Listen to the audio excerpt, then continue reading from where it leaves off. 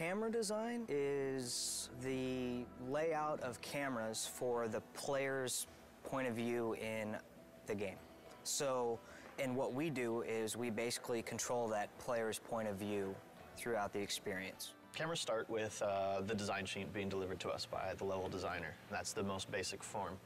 We put in all the cameras for the design sheet. Once the cameras are in and it's been play tested and it proves that this is a good concept and we go forward with it, it gets sent off to the art department.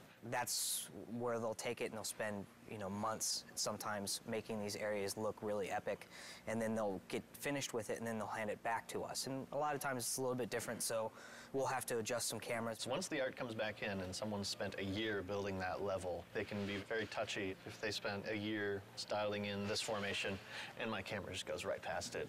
We try to do our best to show off everyone's hard work. And a lot of times there's a lot of cool things that you want to see in there that you can't see, so we'll go back and try to include those pieces in the shot that you get when you're playing the game. And from there, we play test it. This time externally, we get some people from the outside come in, take a look at what we're doing, making sure that that's great. After we get their feedback, implement their feedback, we're ready to go to the next area. Anything we can do to make the cameras feel cinematic. And they serve as a guide for the player too, to lead them in the direction that they need to go as well. Yeah, whether they know it or not. Yeah. It's sort of like people who play the God of War franchise, after a while they get a feel that if the camera's looking this way, that's important. In the very end, it always comes back down to what would the player want to see. Most games in the action genre, the player gets most of the control over the camera. The player has no control over the camera in the God of War series. Fans have been clamoring, and I hear you. We need to look around. We want to look around. It should be understood that there's really no way we could make the levels look this good if the player could look anywhere they wanted. What we're trying to do, though, at this time around, is give you key points where you're in the adventure and you can control the camera. So maybe you're in a crazy puzzle room and you need to be able to kind of look around. So in some of these areas, we can give the player control, but in a limited fashion. I hope the fans will appreciate that we're trying to implement their feedback. What new feature do you like the best from the camera system? The rail-driven cameras. I think that's been my favorite new feature as far as the technology that we have with the camera. What's a rail-driven camera for someone who wouldn't know?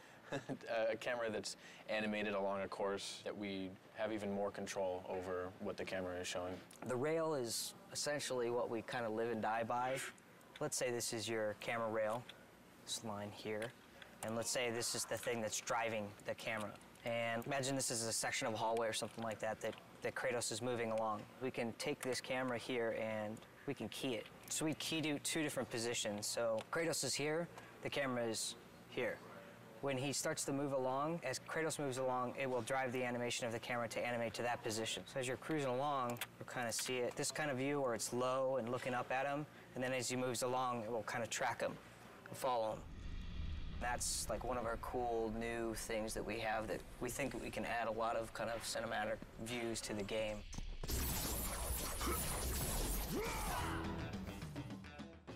This is a perfect example of combat cameras right here.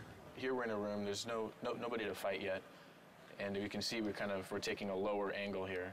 And as we come here, we'll trigger the spawning of a bunch of guys, and you can see the camera is going to lift up so we can show more of the action. And the framing, we're going to fit Kratos more towards the middle so you can see what's happening in front of him and see what's happening behind him. Try to give you the best view as possible for all the different combat actions that you're going to be taking.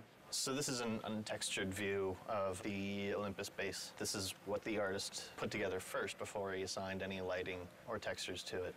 Well, you can see these green boxes. These are the camera zones. They determine when Kratos is within one of those boxes, and once he is, the specific camera tied to that box gets activated. This is what a level would look like after we've added our cameras. You've got it panning around, following Kratos. If you were to take that off, it would basically look something like this. Very basic, not much excitement. You can't really tell where the player's supposed to be going. Adding the cameras is part of what definitely helps the level design flow. Here's a good example of some lead space. We're trying to tell the player this is where you want to go. Jump to this block over here. Once he's done the proper move, we zoom in, get him prepped for this nice shot of him making the leap. And then we transfer to another camera that shows him where you want to jump next, which is from here all the way down to there. So, and then he makes that jump. This would be an example of one of the vista shots we try to do in the game, which is you've got some really amazing piece of scenery in the background that the artists spend a lot of time building. So we want to get that into frame.